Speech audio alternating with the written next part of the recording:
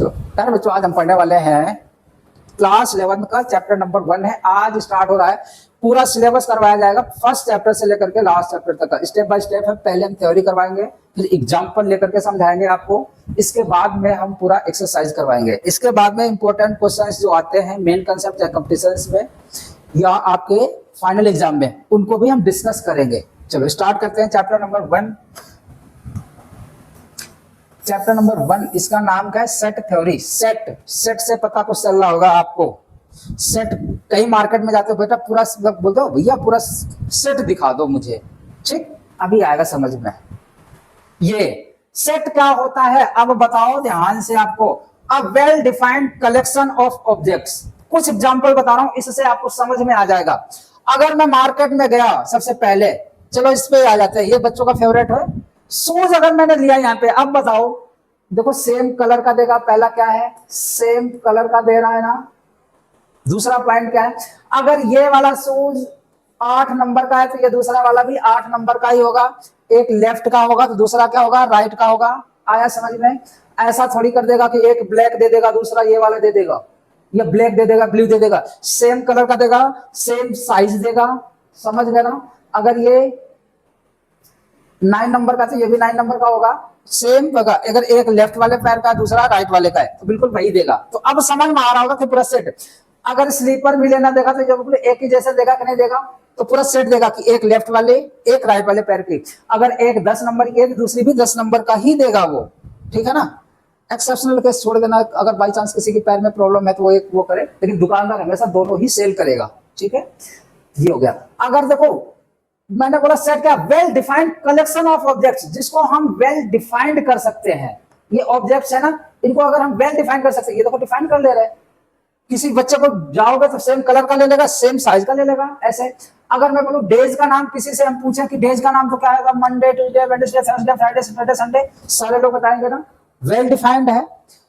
Months के name देखो well defined है। अगर मैं सॉक्स भी लूंगा तो सेम कलर का सेम साइज का देगा। वेल डिफाइंड है कि नहीं है?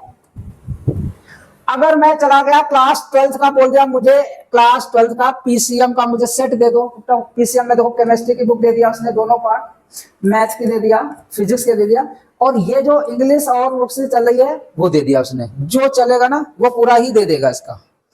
बोल आ रहा है यार, टैब मिला हुआ है आज यूपी सरकार ने, जो भी पोस्ट ग्रेजुएट हुए हैं तो उनको टैब मिला हुआ है। वो चीज ही इसी फोन आया हुआ था, मेंशन करना अपने हिसाब से, है ना। चलो लिखूंगा। तो भाई ये हो गया, वेल डिफाइंड हो गया सेट। अगर मैं बोलूं क्लास 10 का मुझे सेट चाहिए, दुकानदार के पास जाओगे तुरंत वो देगा, मैथ्स की देगा, साइंस का देगा, हिंदी इंग्लिश जो भी उस सिलेबस में चल रही है ना, जो बुक्स, तुरंत वो निकाल करके दे देगा। तो अब आ गया होगा समझ में। अब well defined collection of object, जिसको हम अच्छे से डिफाइंड कर सकते हैं, कलेक्ट कर सकते हैं, वो क्या हो जाता है? सेट हो जाता है, ठीक। चलो अब मैं कुछ पॉइंट्स बोलूंगा, सेट किसको बोलेंगे? Well defined collection of objects का तो बता दिया, ठीक। अब एक ट्रिक मैं बता रहा हूं पहचानने के लिए। सेट कौन सा होगा कौन सा नहीं होगा? जिसका आंसर या तो यस होगा या तो नो, वो क्या हो जाएगा? सेट। दोनों सस्पेंस में नहीं रखना है, या तो हाँ कर या तो ना कर, वही होगा सेट। कुछ लोग सस्पेंस में रख करके एक दूसरे को पागल बनाते हैं ना, वो वाला सिस्टम नहीं चलेगा सेट में। अब देखो या तो आंसर सेट होगा यस या तो नो। एग्जांपल से समझना। पहला एग्जांपल मैं ले रहा हूं, सेट होगा डेज नेम। मैं डेज नेम अगर मैं बोल दूं तो ये सेट हो जाएगा। दूसरा, किसी से भी पूछो क्या हो जाएगा? Sunday, Monday, Tuesday, Wednesday, Thursday, Friday, Saturday, फिर से संडे आएगा, तो इसको हम वेल डिफाइंड कर सकते हैं, तो ये सेट होगा। दूसरा एग्जांपल वोवेल्स का। वोवेल्स अगर मैं बोलूं, फटाक से आप आंसर दे दोगे क्या? ए, ई, आई, ओ, यू, ये 5 क्या होते हैं? वोवेल्स होते हैं। आया समझ में? थर्ड एग्जांपल बताओ, नेचुरल नंबर्स। किसी को भी बोल दो नेचुरल नंबर 1 2 3 4 5 से इंफिनिटी तक जाता है, तो ये भी क्या हो जाएगा? सेट हो जाएगा, क्योंकि इन सब का आंसर एक ही आ रहा है। अगर मैं बोल दूं, बताना ध्यान से, थोड़ा घुमा रहा हूं मैं, फेब मंथ में 30 डेज होते हैं।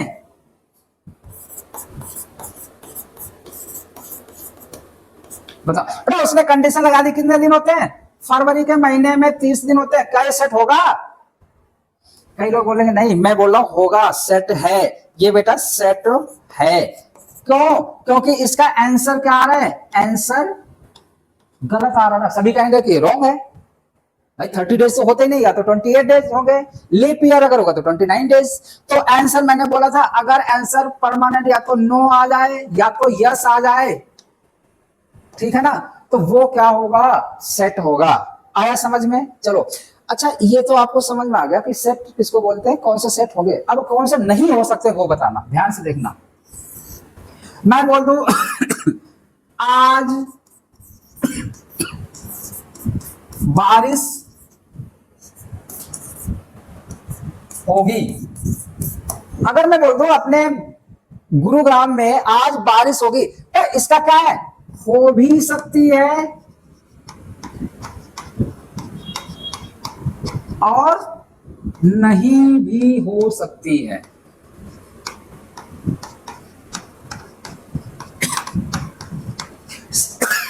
सस्पेंस आ गया ना, बारिश हो भी सकती है और नहीं भी हो सकती है। आंसर क्या आ गया, या तो यस भी हो सकता है, नो भी हो सकता है। जहां पे सस्पेंस है ये सेट नहीं होगा। क्या लिखोगे, सेट नहीं होगा। आया समझ में? चलो दूसरा एग्जांपल लेता हूं मैं। विराट कोहली, फेवरेट है यार मेरा भी, विराट कोहली बेस्ट क्रिकेटर है।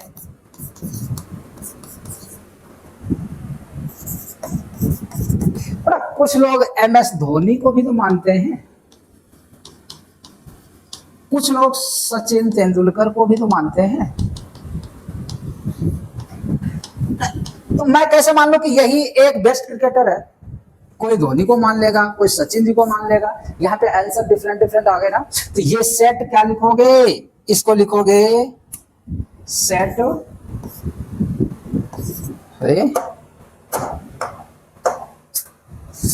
सेट नहीं होगा। आया समझ में?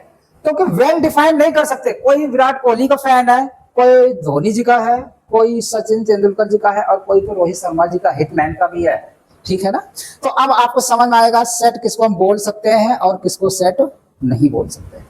कभी भी कोई कंफ्यूजन तो नहीं होगा ना। जहां पे आपका आंसर डाउट में होगा वो सेट नहीं होगा, जहां पे एग्जैक्ट उसका आंसर होगा, भले गलत हो या सही हो, वो सेट होगा। अगर मैं कह दूं जनवरी में 30 दिन होते हैं, in the month of January there are 30 days, बेटा सेट होगा, भले गलत है ना, क्योंकि सभी लोग क्या बोलेंगे, नो गलत है, बट वो सेट होगा। आया समझ में? जिसको हम अच्छी तरीके से डिफाइन करेंगे वो सेट होगा, जिसको हम अच्छी तरीके से डिफाइन नहीं कर पाएंगे वो सेट नहीं होगा। अब जैसे मैं बोल दूं, थर्ड एग्जांपल ले लेता हूं यहां पे,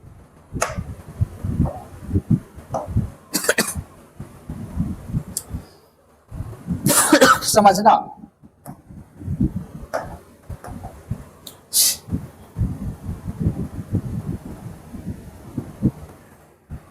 माधुरी दीक्षित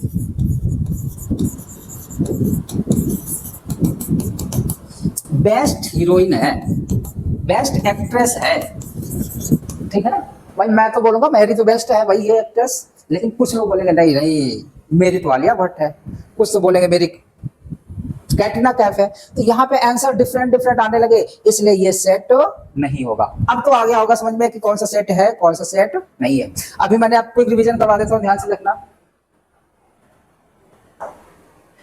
सेट क्या होता है, a well defined collection of objects, जहां पे हम प्रॉपर बिल्कुल कलेक्ट कर सकते हैं ऑब्जेक्ट्स को, वो हो जाता है सेट। जैसे 10th का मुझे एनसीईआरटी का बुक सेट है, किसी भी दुकानदार के पास जाओगे तुरंत बता देगा। अगर मैंने बोला डेज नेम, किसी के पास जाओगे तुरंत ये बता देगा ये डेज नेम है, ये मंथ के नेम है, वेल डिफाइंड है। किसी से पूछोगे यही तो नाम लेगा कि नहीं लेगा। अगर 12th का मैं पीसीएम सेट मांगूंगा तो फिजिक्स केमिस्ट्री मैथ्स और इंग्लिश जो भी सब्जेक्ट होगा वो दे देगा बुक वाला।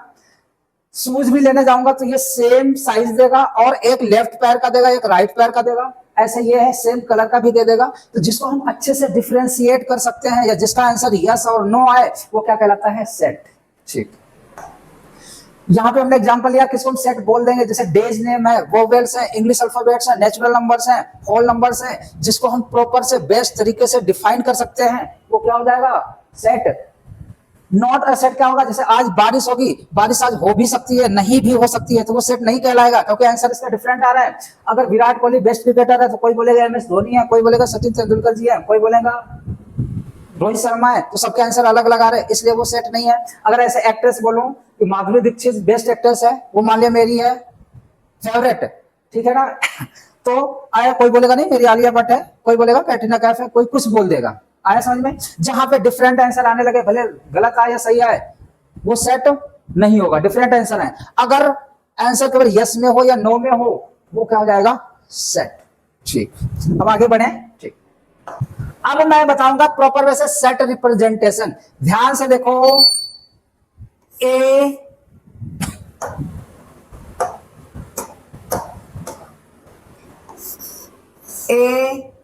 Equal to curly bracket A B C D. इतना समझना ध्यान से, ये क्या होता है, ये होता है सेट रिप्रेजेंटेशन, सेट रिप्रेजेंटेशन का सिंबल। ये टाइम कट कर दिया करना जो मैं लिख रहा हूं, सिंबल, ठीक है ना। ये तो सबको पता है, इक्वल का साइन लगा हुआ है। अच्छा, ये क्या हो जाता है, ध्यान से देखो, बताओ मुझे, इसको हम क्या बोल देते हैं, ये जो है इसको हम बोल देते हैं क्या, कर्ली ब्रैकेट। आया समझ में? ये जो ब्रैकेट लगा हुआ है इसको क्या बोल देते हैं, कर्ली ब्रैकेट। ध्यान से देखना, इसके अंदर जो ये है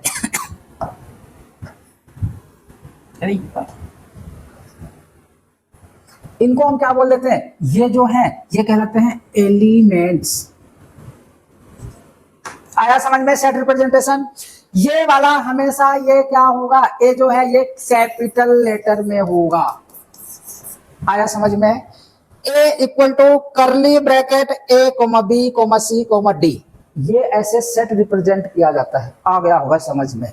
चलो कुछ पॉइंट्स हैं, अब मैं पॉइंट्स याद रखो ध्यान से। सेट के अंदर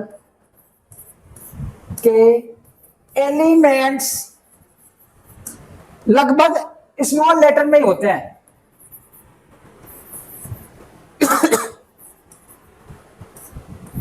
में होते हैं, या तो यहां पे नंबर हो जाएगा, दूसरा मैं कर दे रहा हूं, अगर मान लिया लिख दिया b equal to curly bracket 1 2 3 4 5, ठीक है ना, ये भी सेट हो जाएगा। आया ना समझ में? ठीक, पहला पॉइंट ये हो गया।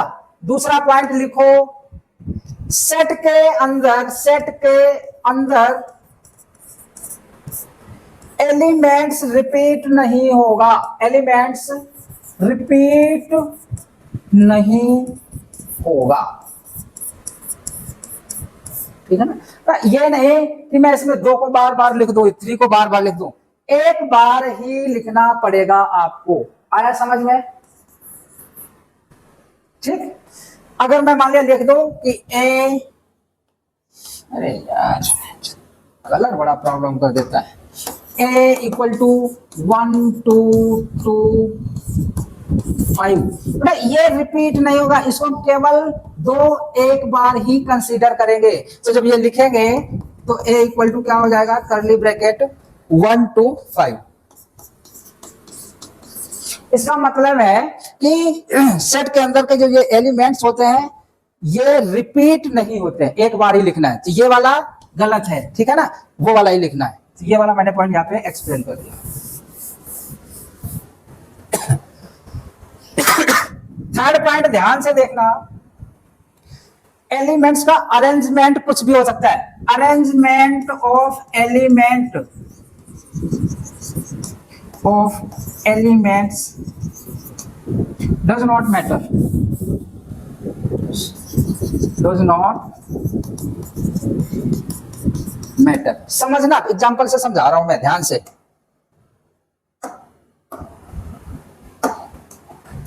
अगर मैंने लिख दिया a equal to curly bracket 1 2 3 4 5, चाहे हम और लिख सकते हैं a इक्वल टू, कोई फर्क ही नहीं है इसका,